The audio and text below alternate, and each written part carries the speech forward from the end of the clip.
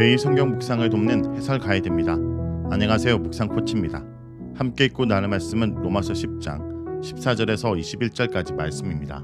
바울은 주님의 이름을 부를 때 구원받는다고 선언한 후 어떻게 주님의 이름을 부르게 되는지 그 과정을 소개합니다. 이방인들은 온 땅에 퍼지는 구원의 복음을 듣고 주님의 이름을 불렀지만 이스라엘은 복음을 듣지 않고 주님을 거부했습니다. 14절에서 17절에 읽겠습니다. 그런즉 그들이 믿지 아니한 이를 어찌 부르리요?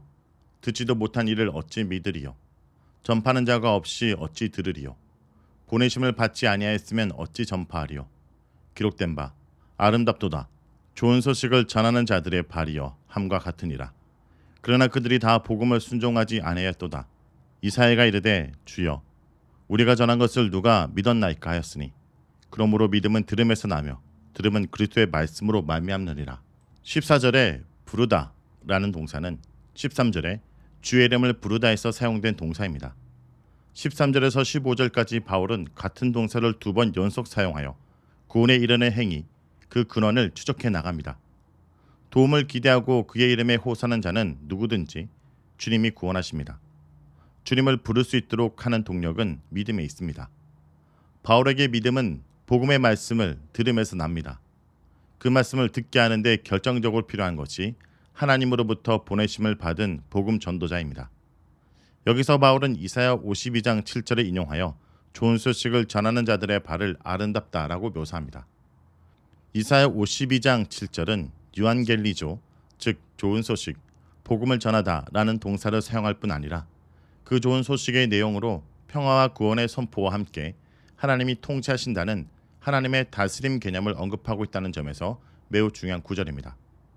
죄와 사망의 통치 아래 놓여 있던 인간에게 하나님의 다스림이 임하면서 하나님과 평화가 임하고 구원에 이르게 되었다라는 로마서의 바울이 전하는 복음을 이해하기에 중요한 언어들이 이사야 52장 7절 속에 담겨 있습니다. 이사야 52장 7절을 근거해서 볼 때 바울의 복음은 평화와 구원의 약속이 성취되었다는 점에서 좋은 소식이며 그것에 대한 가정에 있어서 하나님의 다스림을 통해 성취되었다는 점도 예수님의 말씀과 일맥상통합니다. 나아가 바울은 지금 주께서 그 복음을 전하기 위해 다름 아닌 자신을 보내셨다는 점을 함께 강조하고 있습니다.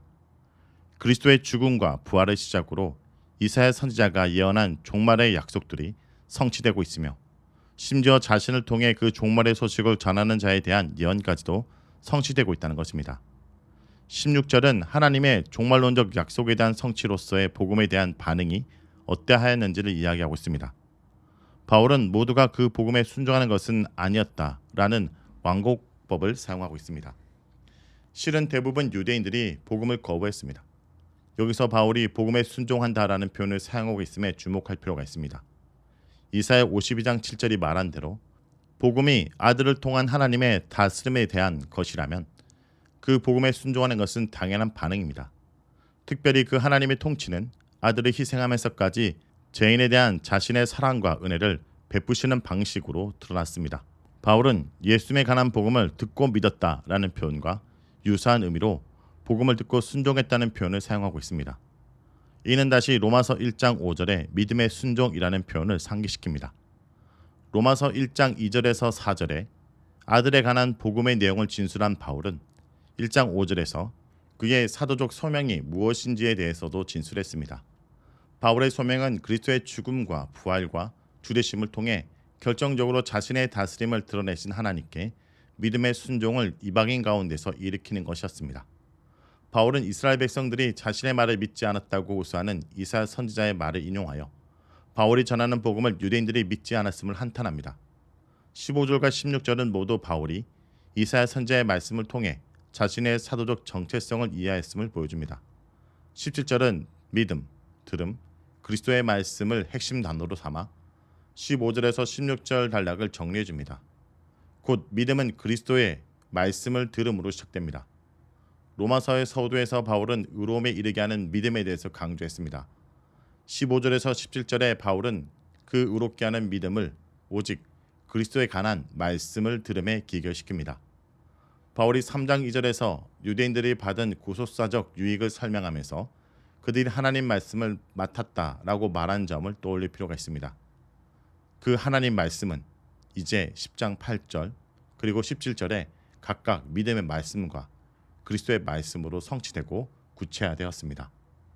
18절에서 21절 읽겠습니다. 그러나 내가 말하노니 그들이 듣지 아니하였느냐.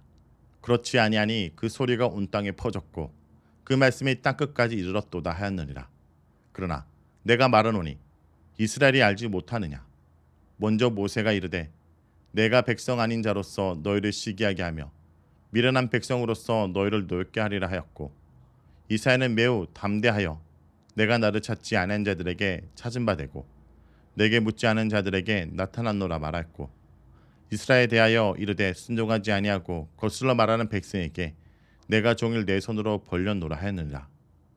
바울은 18절에서 복음을 순종하지 아니하는 자들이 그리스도의 말씀을 듣지 못해서 불순종했는지를 묻고 있습니다.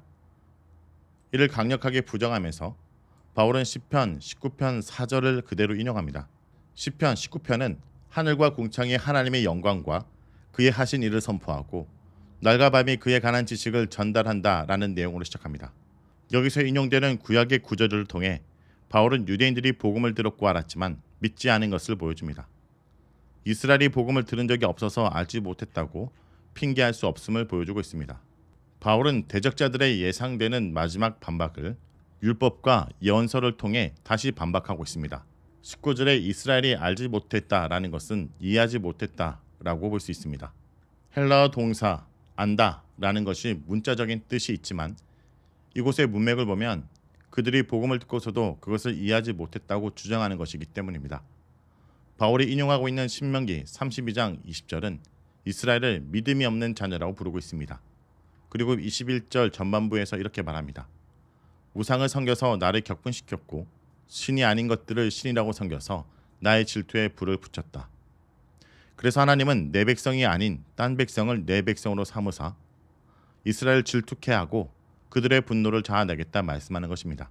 이스라엘이 복음을 듣고도 순종하지 않는 것은 그들이 믿음으로 받아들이지 않았기 때문입니다. 그 중심에 우상 숭배가 있었음을 지적하는 것입니다. 그들이 질투하는 모습은 그들이 사실은 이해했다라는 것을 암시합니다. 그들이 이해 못한 것이 아니라 안 한 것입니다. 바울은 이미 모세가 장차 이방인이 먼저 믿고 그것을 본 이스라엘의 질투가 나서 다시 하나님을 찾을 것을 예언했음을 보여줍니다. 이 주제는 나중 11장 13절에서 바울이 다시 한번 설명합니다. 이사야 65장 1절의 인용은 9장 30절에서 31절에 상기시킵니다.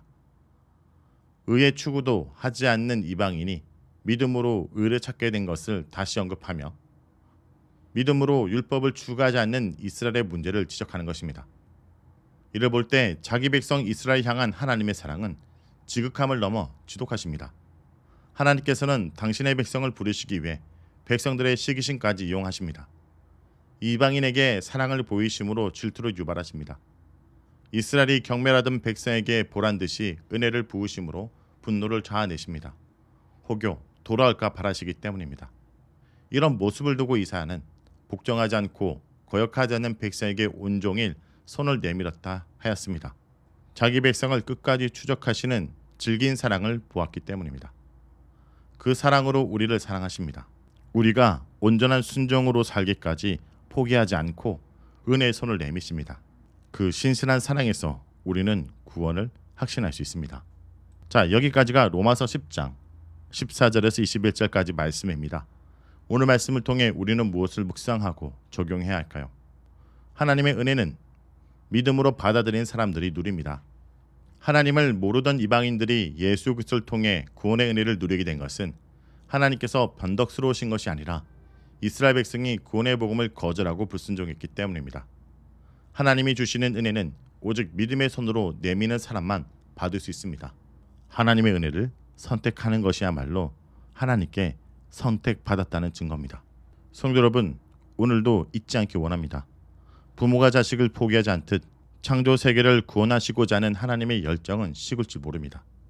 온 세상이 하나님의 세상이자 사랑의 대상이기 때문입니다. 오늘도 그 사랑에 합당하게 반응함으로 그 사랑을 누리는 주의 백성들 되길 간절히 기도드립니다.